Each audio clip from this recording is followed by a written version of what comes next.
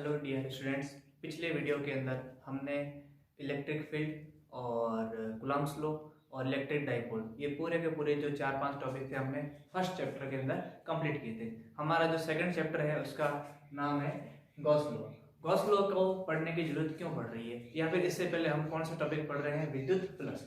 तो सबसे पहले हमने फर्स्ट चैप्टर के अंदर पॉइंट चार्ज की बात की थी, यानी कि कोई एक पॉइंट चार्ज किसी बिंदु पर रखा हुआ है और उसके चारों ओर जो इलेक्ट्रिक फील्ड की वैल्यू कितनी होगी। लेकिन यदि हमारे पास में कोई सरफेस हो, कोई लंबा सा वायर हो या फिर कोई एक बड़ी सी रिजिड बॉडी हो, इन बॉडीज के ऊपर यदि कोई चार्ज रखा हुआ है, यानी कि पूरी की पूरी बॉडी के ऊपर जो चार्ज है वो फैला हुआ है। जैसे देखते हैं यहाँ पर इस तरह से, जैसे कोई स्फीयर दे रखा है, इस पूरे स्फीयर के ऊपर क्या है, अपना चार्ज जो है वो रखा हुआ है। तो ये जो चार्ज है वो पॉइंट चार्ज नहीं है, ये जो चार्ज है वो पूरा का पूरा पूरी बॉडी के ऊपर फैला हुआ है। तो इस प्रकार का जो चार्ज डिस्ट्रीब्यूशन होगा उसके लिए हमारा जो इलेक्ट्रिक फील्ड है वो हम गॉस लॉ की सहायता से सॉल्व करेंगे।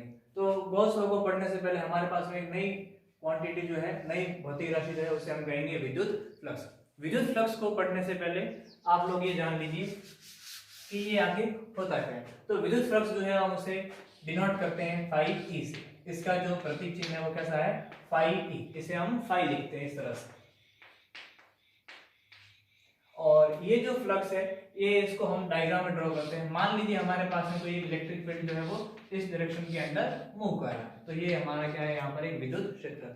यह जो विद्युत क्षेत्र मान लो एक समतल रखा हुआ है इस तरह से, कोई एक प्लेन इस तरह से रखा हुआ है और इसकी जो डायरेक्शन है वो इस दिशा के अंदर, इसे हम लिखते हैं यहाँ पर एस वेक्टर से। तो ये जो इसकी दिशा है, इस समतल की दिशा जो एस वेक्टर है वो यहाँ पर ई वेक्टर से किसी कोण थीटा पर है, यानी कि ये इसे थीटा कोण पर थोड़ा सा अलग डायरेक्शन के अंदर मूव कर रहा है।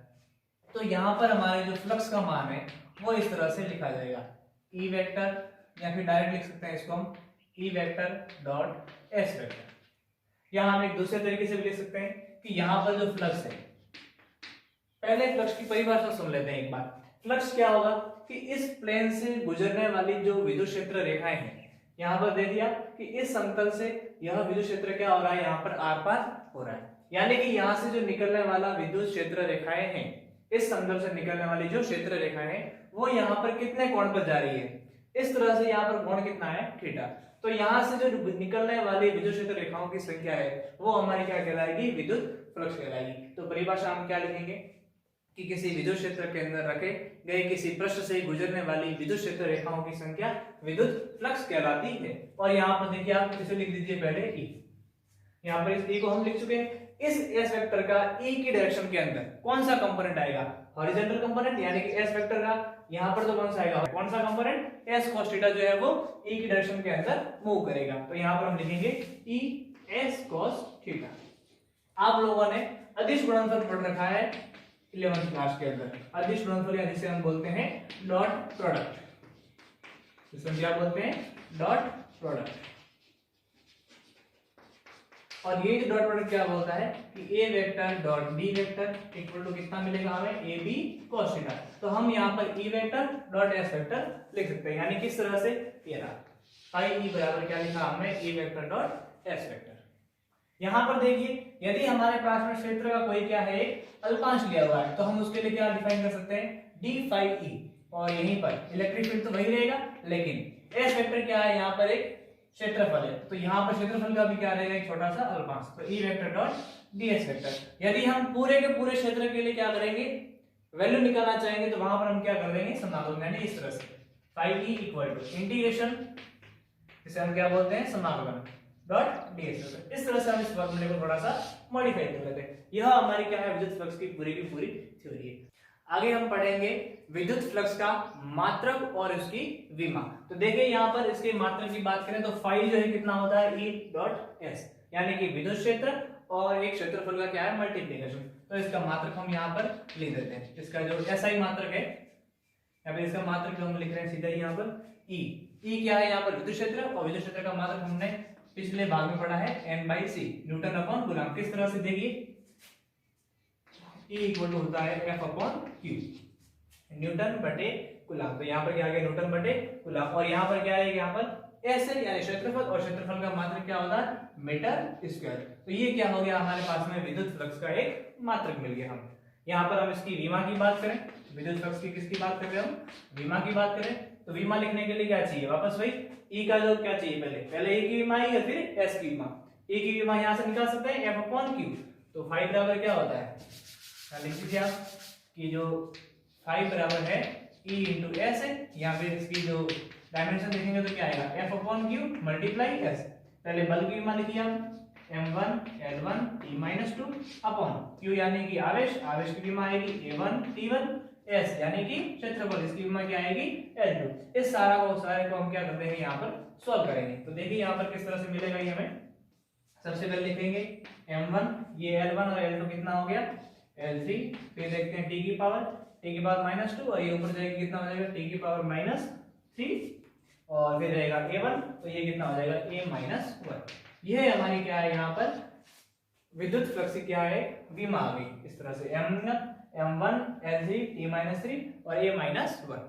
विद्युत फ्लक्स को पढ़ने के बाद में हम यहाँ पर पढ़ेंगे सतत आवेश वितरण।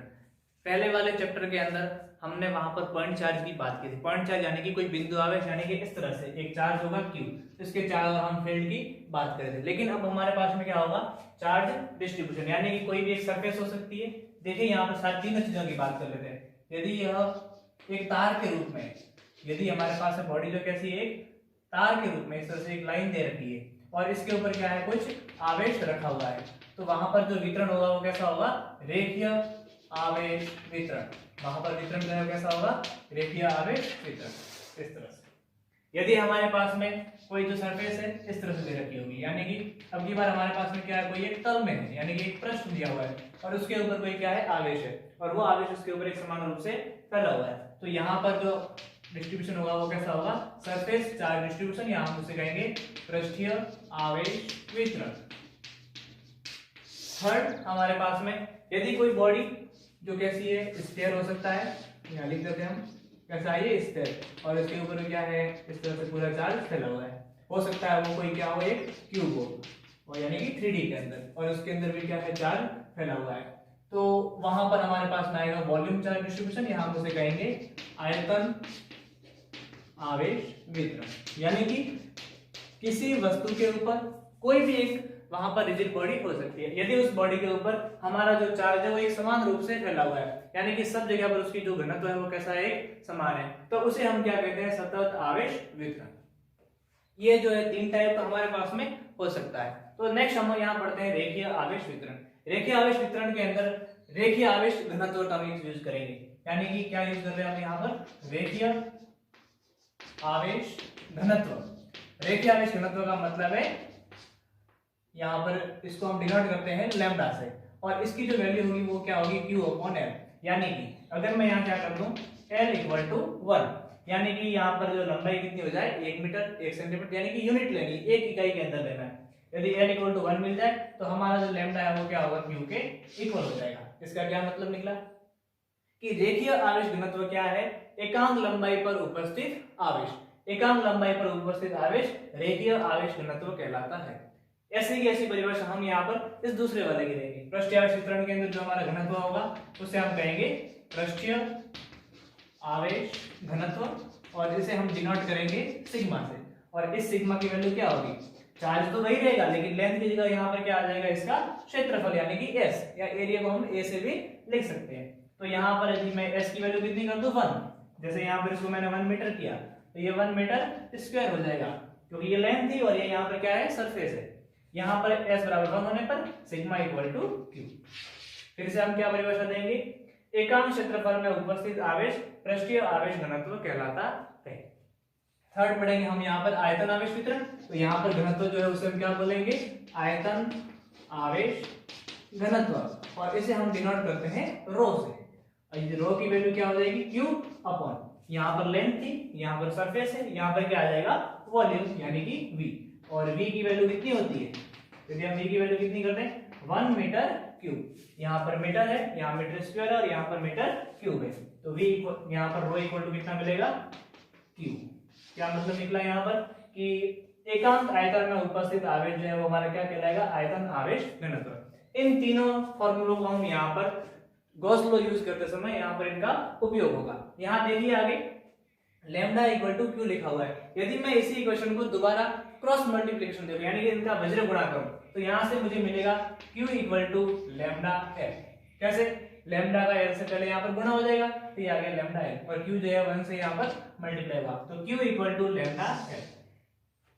अब अगर मैं बात करूं, मेरे पास में जो आवेश है वो कैसा है, अल्पांश के रूप में दिया हुआ है, तो मैं Q की जगह क्या लिख सकता हूँ यहाँ पर dQ। घनत्व तो वही रहेगा, एक कांस्टेंट है लैम्डा, लेकिन L जो क्या हो जाएगा, एक अल्पांश के रूप में, तो ये क्या हो गया हमारे एक अल्पांश रूप हो गया, यहाँ पर एक छोटा सा क्या है, एक छोटा फॉर्म है यहाँ पर।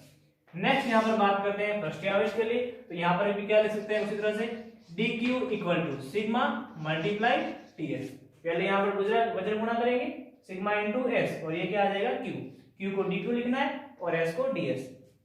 यही टर्म यहाँ पर सॉल्व करेंगे आयतन आवेश घनत्व में, यहाँ पर क्या हो जाएगा, dQ equal to rho multiply dV। यानी कि जैसे देखते हैं यहाँ पर कोई एक इस तरह से वॉल्यूम दे रखा है, तो हम यहाँ पर इसके एक छोटे से वॉल्यूम की बात करेंगे इस तरह से, तो ये क्या हो गया हमारा एक छोटा सा अल्पांश dV हो गया। जैसे मान लो ये हमारा एक लंबा सा तार था, इस तार का हमने एक छोटा अल्पांश ये कंसीडर किया, तो इसे हम क्या कहते हैं, dl। यहाँ पर ये जो सरफेस थी इसके लिए हमने एक छोटा सा टुकड़ा यहाँ पर काटा, तो इस वाले छोटे टुकड़े को हम क्या बोलते हैं, ds। इस तरह से dl, ds और dv हमारे क्या है, क्षेत्रफल, लंबाई और आयतन के अंदर छोटे छोटे क्या है, अल्पांश है। हमने अभी यहाँ पर इन अल्पांशों की बात करी। जब हम बात करेंगे पूरे के पूरे पृष्ठ के लिए या पूरे के पूरे बॉडी के समाकलन के लिए, देखें यहाँ पर किस तरह से, जैसे मान लो हमारे पास में ये एक बार का टुकड़ा दे रखा है और यहाँ पर कोई पॉइंट क्या है, P है, और हम यहाँ पर क्या निकालना चाहते हैं, कोई एक इलेक्ट्रिक फील्ड। तो पहले क्या करेंगे, हम इसके लिए एक अल्पांश यहाँ पर कंसीडर करेंगे, एक छोटा सा भाग जिसकी लंबाई कितनी होगी, यहाँ पर dl होगी। मान लीजिए ये जो डिस्टेंस है पॉइंट P तक कितना है, यहाँ पर हमारे पास में r है, तो यहाँ पर इलेक्ट्रिक फील्ड निकालना है। तो पहले ये अल्पांश को हम एक बिंदुवत मान सकते हैं, तो बिंदु आवेश के लिए हमने फॉर्मूला पढ़ रखा है, वो क्या था, E equal to KQ upon r²। इस तरह से हमने एक फॉर्मूला पढ़ा जिसे हम कहते हैं बिंदु आवेश के कारण विद्युत क्षेत्र। अब ये जो बिंदु आवेश है यहाँ पर क्या है, dl है, तो इसके ऊपर जो चार्ज होगा वो भी कितना होगा, dq होगा। पूरे तार पर तो आवेश कितना है, q है, या फिर हम समेशन q भी बोल सकते हैं, लेकिन इस अल्पांश में आवेश कितना आ रहा है, dq। तो यहाँ पर इस फार्मूले को हम मॉडिफाई करेंगे, वो किस तरह से लिखा जाएगा, dE equal to k dq upon r²। E की जगह पर क्या आएगा, dE, कि इस छोटे अल्पांश के कारण इलेक्ट्रिक फील्ड कितना है, यहाँ पर मान लो इस तरह से वो पॉजिटिव कितना है, dE है, और यहाँ पर चार्ज कितना है, dq, और यहाँ पर जो इसका अल्पांश है वो कितना है, dl है। तो dq की वैल्यू हमारे पास में है लैम्डा इनटू dl। इसे हम इस तरह से हल कर सकते हैं, k dq की वैल्यू लिखेंगे लैम्डा मल्टीप्लाई dl और अपॉन में r²। जब हम इसको आगे सॉल्व करना चाहेंगे तो dE का यहाँ पर इंटीग्रेशन हो जाएगा इस तरह से, तो यहाँ पर भी क्या हो जाएगा, इस तरह से समाकलन, k और लैम्डा दोनों कांस्टेंट है, ये समाकलन से क्या आ जाएंगे बाहर, dl का यहाँ पर dl अपॉन r² क्या करेंगे, यहाँ पर हम इंटीग्रेशन करेंगे। नेक्स्ट देखते हैं हम यहाँ पर पृष्ठीय आवेश वितरण। पृष्ठीय आवेश वितरण देखिए किस तरह से पढ़ा जाएगा। जैसे कोई एक सरफेस दे रखा है, तो यहाँ पर एक पॉइंट P है, इस पॉइंट P पर हमें क्या निकालना है, इलेक्ट्रिक फील्ड निकालना है। तो क्या करेंगे, सबसे पहले यहाँ पर हमने मान लीजिए एक एलिमेंट कंसीडर किया है, जो हमारा क्या होगा, एक अल्पांश क्षेत्रफल होगा। इससे यहाँ पर ये कितनी दूरी होगी, मान लीजिए r दूरी होगी, और यहाँ पर जो इलेक्ट्रिक फील्ड है वो कितना है, इस तरह से dE लिखेंगे। यहाँ पर जो क्षेत्रफल सदिश है इसकी वैल्यू कितनी हो गई, ds हो गई। इसके ऊपर आवेश कितना हो गया, dq हो गया। बस सारी की सारी टर्म्स जो है वो हमें वही रिपीट करनी है। देखिए dq बराबर कितना लिखेंगे, sigma into ds। Electric field का फॉर्मूला क्या है, अब ये भी हमारे पास में क्या है, एक पॉइंट चार्ज यानी कि एक बिंदुवत आवेश है, फॉर्मूला वही क्या है, kq अपॉन r²। तो यहाँ पर हम इसके लिए dE कितना लिखेंगे, वही वापस से k dq अपॉन r², लेकिन यहाँ पर dq की वैल्यू ये नहीं आएगी, कौन सी आएगी, सिग्मा इंटू ds आएगी। तो लिख दीजिए आप यहाँ पर k sigma ds upon r²। अब हमें इस पूरे क्षेत्रफल के कारण हमें विद्युत क्षेत्र निकालना है, तो आप समाकलन कर दीजिए, देखिए किस तरह से, E और यहाँ पर dE, और फिर कितना हो जाएगा k और सिग्मा, ये दोनों कांस्टेंट है, बाहर आ गए, अंदर क्या बच गया, ds अपॉन r²। या फिर एक बार आप इस समाकलन को बाहर ही लगा दीजिए, कहीं पर भी कोई भी टर्म्स आ सकती है, जैसे k lambda dl upon r², k sigma ds upon r²।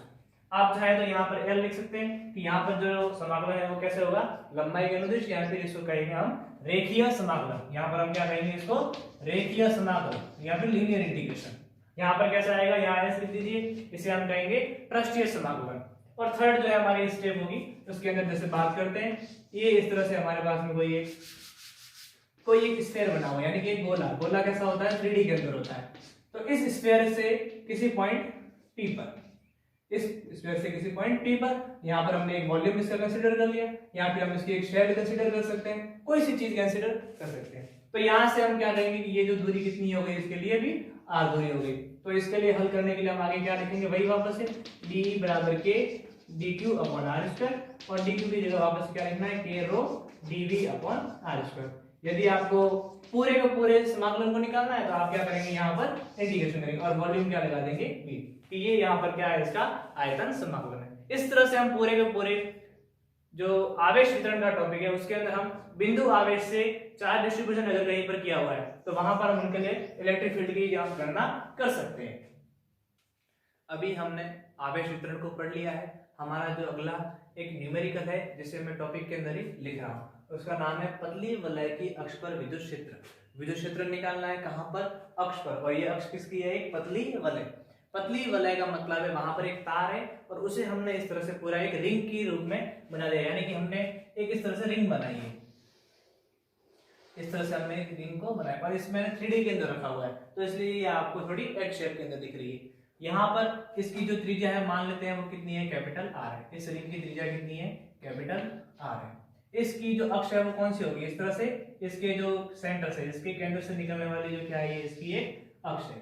मान लीजिए ये जो दूरी कितनी हो गई, इसके केंद्र से ये दूरी कितनी है, x है। x दूरी पर एक बिंदु क्या स्थित है, P स्थित है। इस P बिंदु पर हमें क्या निकालना है, विद्युत क्षेत्र। इस पूरी की पूरी रिंग के कारण मान लीजिए इस रिंग पर जो आवेश है वो कैसा है, पूरी रिंग पर जो है वो धनावेश जो है पूरी तरह से वितरित है। तो मैं यहाँ पर इसको नहीं ड्रॉ कर रहा हूँ, इसके ऊपर आवेश जो है वो आपको मानना है, r त्रिज्या थी।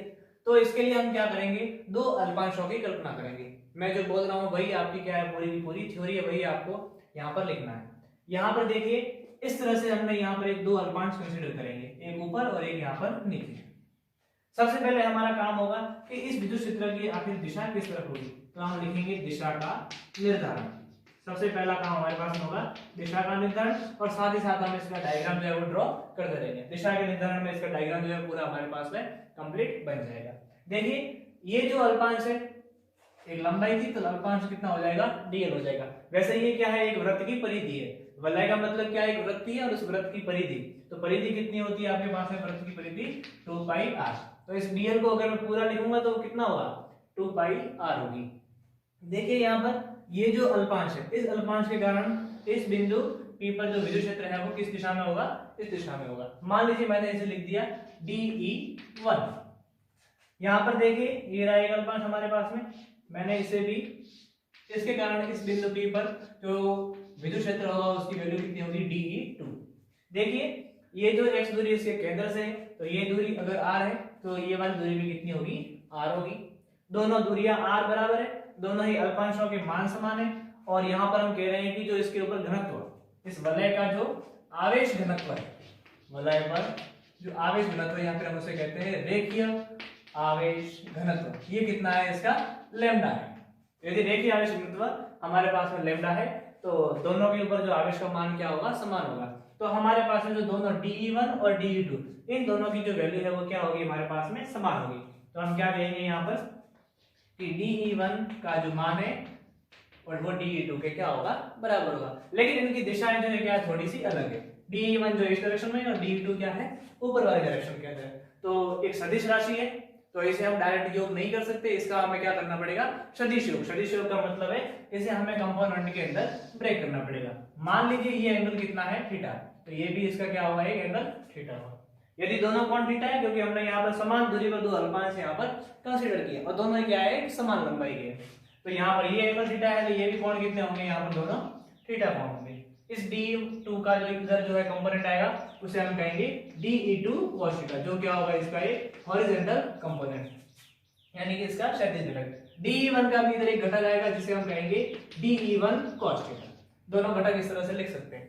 अब देखते हैं dE1 का इधर साइन घटक, यानी कि इस तरह से dE2 का इस तरफ और dE1 का इस तरफ, इन दोनों कंपोनेंट को हम लिख सकते हैं dE1 sin थीटा, और यहाँ लिख सकते हैं dE2 sin थीटा।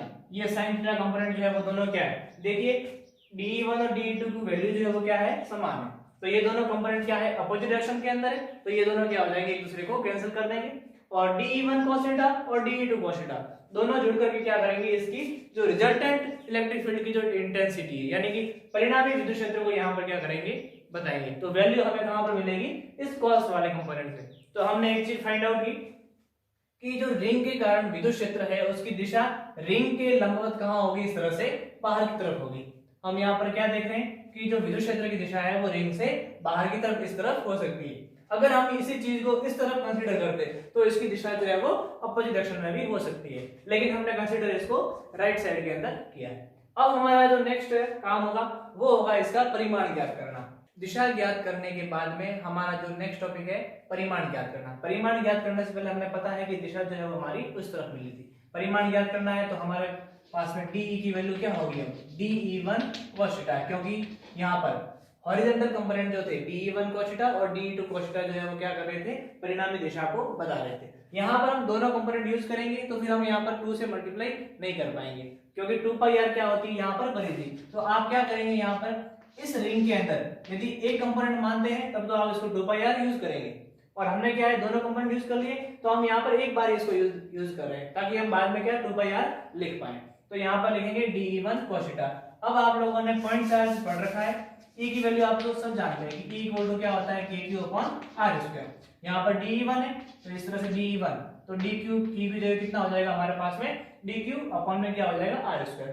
डिस्टेंस जो है हमारे हमने कितनी ली थी, यहाँ से ऊपर इस तरह से दोनों R ली थी। इसको आगे लिखेंगे यहाँ पर K, फिर लिखेंगे DQ अपॉन में R², और यहाँ क्या बच गया हमारे पास में cos थीटा।